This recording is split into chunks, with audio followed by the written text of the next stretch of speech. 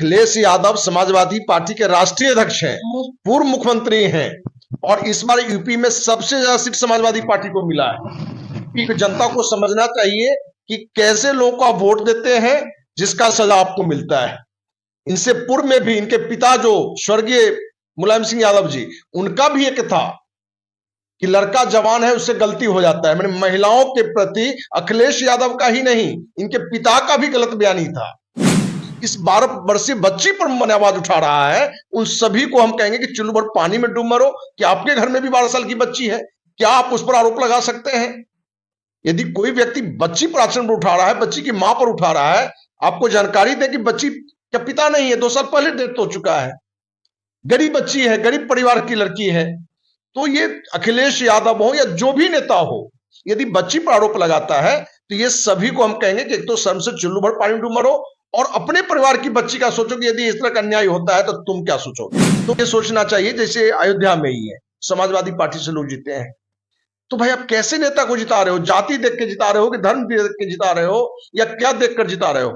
यदि अच्छे लोग तो राजनीति में जा भी नहीं रहे हैं, अच्छे लोग साहस नहीं जुटा पा रहे हैं और उसमें कोई एक राजनीतिक दल का दोष नहीं है।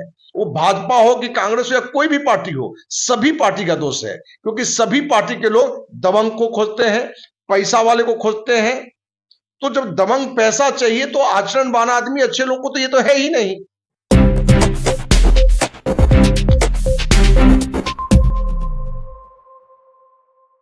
हेलो नमस्कार साथियों, मैं अंकित पटेल। दोस्तों, अभी अयोध्या में देख रहे हैं कि 12 वर्ष के लड़की के साथ सामूहिक दुष्कर्म किया गया है और इसमें समाजवादी पार्टी के नेता मोहित खान इसमें शामिल है। आज हम बात करेंगे इसी पर अखिल भारतीय अपराध विरोधी मोर्चा के राष्ट्रीय अध्यक्ष धर्मसिंह राठौर जी से कि आखिर इसका मामला पूरा क्या है। सही में समाजवादी पार्टी के नेता जो मोहित खान है वो इसमें शामिल है या नहीं? क्या सर ये बताया गया है अयोध्या जो बाल के द्वारा जो कांड किया गया, क्या इसका मामला है सर? देखिए, अयोध्या की जो घटना है 12 वर्षीय मासूम बच्ची के साथ गैंग रेप का, क्योंकि इसमें दो लोगों का नाम आ रहा है, एक मोहित खान, दूसरा राजू खान, दो लोगों का नाम आ रहा है। और ये एफआईआर लड़की की मां ने कराया है और उसके लिए सबूत भी उसने थाना में दिया है। आपको जानकर आश्चर्य होगा, ये बात निकलकर कब आया? जब लड़की प्रेग्नेंट हो गई है। इससे निकल के आता है कि एक बार उसके साथ रेप हुआ कि अनेकों बार रेप हुआ, वो तो जांच का विषय है। और यूपी सरकार ने इस पर एक्शन लिया है और कड़ा एक्शन लिया है। ये अपने आप में बड़ी शर्मनाक घटना है कि जहां 12 वर्ष की मासूम बच्ची है, वहीं 65-70 साल का मोहित खान है।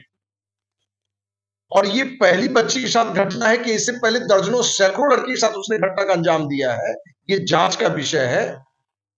ये दुर्भाग्य की बात है कि किसी की बहन बेटी हो और उसके साथ इतनी बड़ी घटना हो और उस पर भी समाजवादी पार्टी के बहुत सारे नेता द्वारा विरोध जताना, लड़की के पक्ष में नहीं बल्कि दुष्कर्मी के पक्ष में आके बयान देना कि लड़की का ही आचरण अच्छा नहीं है।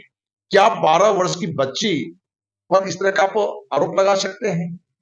सर, इसमें लोगों का कहना है कि इसमें राजनीति हो रहा है। बीजेपी वाले बोल रहे हैं कि जानबूझकर उसको मतलब पार्टी को बदनाम किया जा रहा है।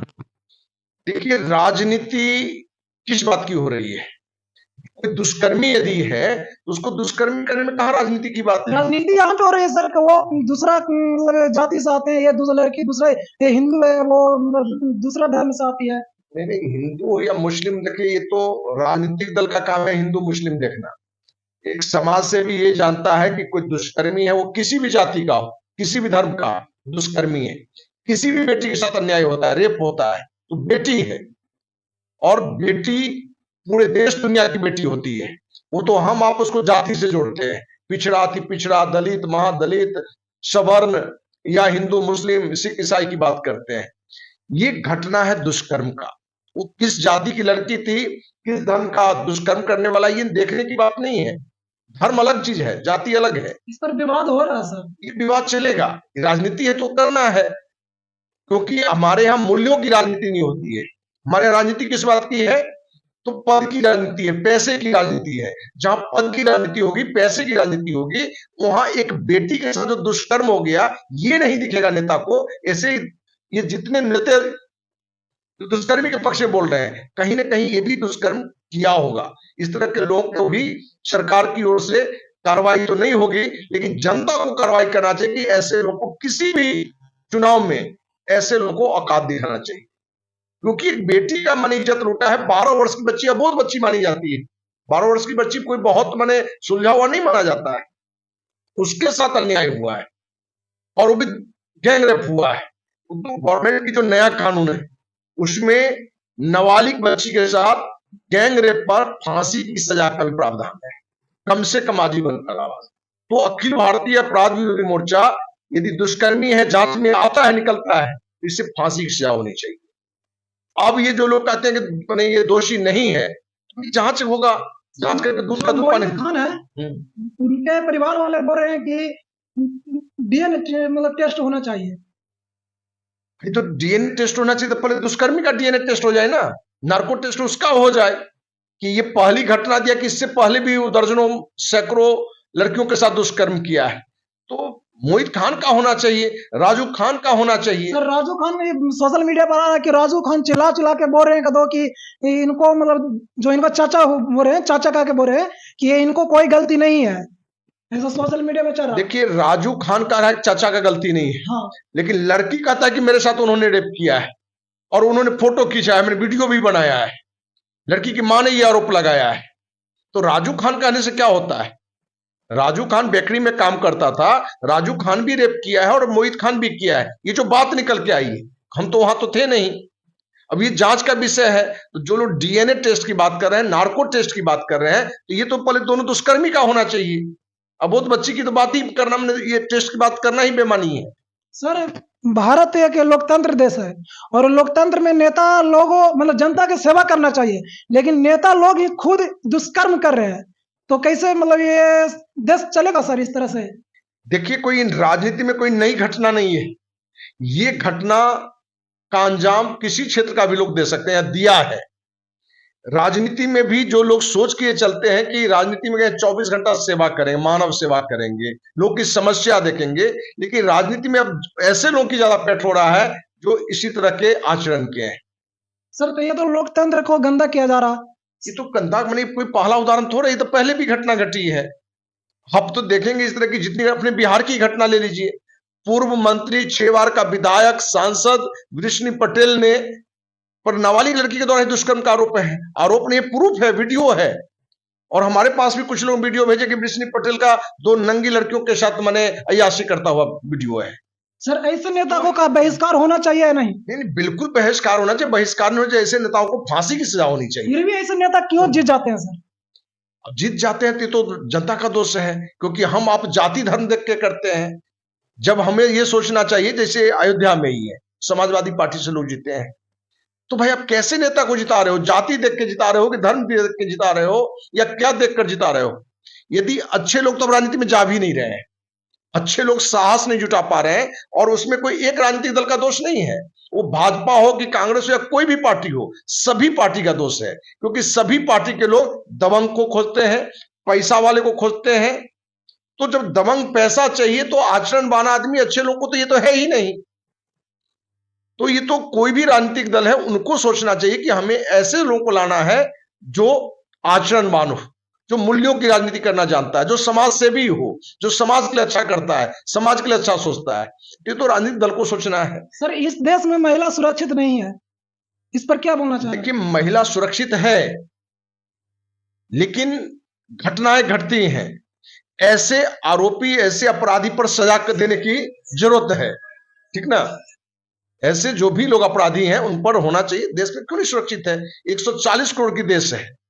ये थोड़े कि मैंने पर डे कोई बड़ी घटना है, ऐसा नहीं। देश सुरक्षित है, महिला भी सुरक्षित है, लेकिन ऐसी घटनाएं देश को, राज्य को और इंसानियत को शर्मसार करता है। और ऐसे जो भी दुष्कर्मी हैं उन पर जरूर कार्रवाई होना चाहिए। अखिलेश यादव समाजवादी पार्टी के राष्ट्रीय अध्यक्ष हैं, पूर्व मुख्यमंत्री हैं, और इस बार यूपी में सबसे ज्यादा सीट समाजवादी पार्टी को मिला है। जनता को समझना चाहिए कि कैसे लोगों को वोट देते हैं, जिसका सजा आपको मिलता है। इनसे पूर्व में भी इनके पिता जो स्वर्गीय मुलायम सिंह यादव जी, उनका भी एक था कि लड़का जवान है उससे गलती हो जाता है। मैंने महिलाओं के प्रति अखिलेश यादव का ही नहीं, इनके पिता का भी गलत बयानी था। इसलिए अखिलेश यादव को इसके लिए शर्म से चुल्लू भर पानी में डूब मरना चाहिए। और जो भी नेता इस 12 वर्षीय बच्ची पर आवाज उठा रहा है, उन सभी को हम कहेंगे कि चुल्लू भर पानी में डूब मरो। कि आपके घर में भी 12 साल की बच्ची है, क्या आप उस पर आरोप लगा सकते हैं? यदि कोई व्यक्ति बच्ची पर आचरण उठा रहा है, बच्ची की मां पर उठा रहा है, आपको जानकारी दे कि बच्ची का पिता नहीं है, 2 साल पहले डेथ हो चुका है, गरीब बच्ची है, गरीब परिवार की लड़की है। तो ये अखिलेश यादव हो या जो भी नेता हो, यदि बच्ची पर आरोप लगाता है तो ये सभी को हम कहेंगे कि एक तो शर्म से चुल्लू भर पानी में डूब मरो, और अपने परिवार की बच्ची का सोचो कि यदि इस तरह का अन्याय होता है तो तुम क्या सोचोगे, तुम क्या करोगे। क्योंकि कहावत है, कहा भी गया है विद्वान आदमी का, कि यदि आपके पड़ोस में अन्याय हो रहा है, अत्याचार हो रहा है, डकैती हो रहा है, रेप की घटना घट रहा है और आप चुप हैं, तो अगला नंबर आपका है। इसलिए जो भी नेता इस तरह का बयानबाजी कर रहे हैं कि ये दुष्कर्मी निर्दोष है और बच्ची गलत है, उससे लोगों को ये सोचना पड़ेगा कि कल ये आपके घर पर भी पड़ेगा और पड़ सकता है। सर, अयोध्या मतलब यूपी में सबसे ज्यादा भरोसा किया था अखिलेश यादव पर किया था, और उसी के पार्टी से इस तरह से काम किया जा रहा था। बताइए कितना शर्मनाक की बात है। देखिए, यही देश को सोचना है, इसी जनता को सोचना है, पब्लिक को सोचना है कि हम कैसे नेता को चुन के भेजते हैं। जो हमारे घर की 12 वर्षीय बच्ची के साथ कोई असमत लूट लेता है और उसका बचाव करता है, तो ये यूपी और अयोध्या की बात नहीं, पूरे देश की बात है। और हम लोग फिल्म देखते हैं राम तेरी गंगा मैली हुई, तो राम की नगरी है अयोध्या, और वहां इस तरह की शर्मनाक घटना घटा है। इसलिए ऐसे जो भी अपराधी हैं, जो भी दुष्कर्मी है, उनको फांसी की सजा मिलना चाहिए, इससे कोई कम सजा नहीं मिलनी चाहिए। और हम उम्मीद है कि वहां के मुख्यमंत्री योगी आदित्यनाथ ऐसे जो भी लोग हैं उन पर कड़ा एक्शन लेते हैं और जरूर लड़की को न्याय मिलेगा।